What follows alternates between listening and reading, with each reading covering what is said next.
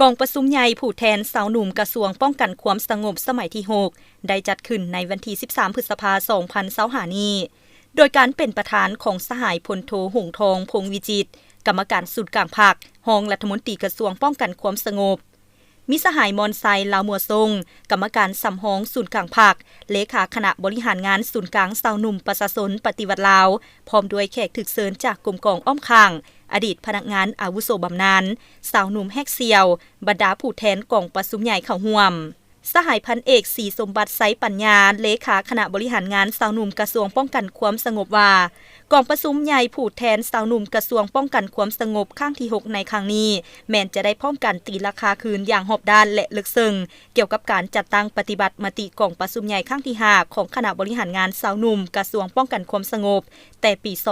2019-2024 วางทิศทางแผนการแต่ปี 2024-2029 เพื่อแนะใส่ศึกษาอบรมสาวหนุ่มให้กลายเป็นบุคลากรที่ดีเด่นเป็นผู้สืบทอดเปลี่ยนแทนเวียกงานปลุกระดมขบวนการสาวหนุ่มวัยหนุ่มให้เป็นขบวนฝุดฟื้นและปรากฏผลเป็นจริงที่ภาครัฐวางออกแต่ละระยะ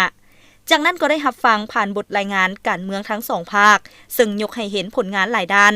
เป็นต้นแมนเวียกงานศึกษาอบรมการเมืองแนวคิดให้สมาชิกพรรคนายและพ้นตำรวจเสื่อมั่นต่ออุดมการณ์ของพรรคกำแน่นทฤษฎีมาร์กเลนินแนวคิดไก่สอนพรหมวิหารแนวทางแผนนโยบายของพรรคมติคำสั่งกฎหมายระเบียบวินัยของกำลังป้องกันความสงบคณะบริหารงานสาวหนุ่มกระทรวงป้องกันความสงบได้เอาใจใส่ในการขยายสมาชิกสาวหนุ่มเพิ่มขึ้น 2,040 สหายเอาใจใส่ในการยกระดับวีซ่าเฉพาะระยะสั้นระยะยาวทั้งภายในและต่างประเทศไปพร้อมกันนั้นก็ได้ปรับปรุงกงจากการจัดตั้งตามข้อตกลงว่าด้วยการจัดตั้งและการเคลื่อนไหวของห้องการสาวหนุ่มกระทรวงป้องกันความสงบขยายการจัดตั้งและการปรับปรุงการจัดตั้งจำนวน2อาคารและเพิ่มจำนวน64หน่วยยกย้ายพนักงานไปรับหน้าที่ใหม่จำนวน13สหายซับซ้อนและบรรจุพนักงานเข้าในคณะบริหารงานสาวหนุ่มจำนวน20สหายเฉพาะคณะบริหารงานสาวหนุ่มกระทรวงได้จัดฝึกอบรมเวียกงานนำพาซี่นำเวียกงานสาวหนุ่มระยะปี 2021-2025 จำนวน70สหายหญิง4สหายอยู่ภายใน61สหายต่างประเทศ9สหาย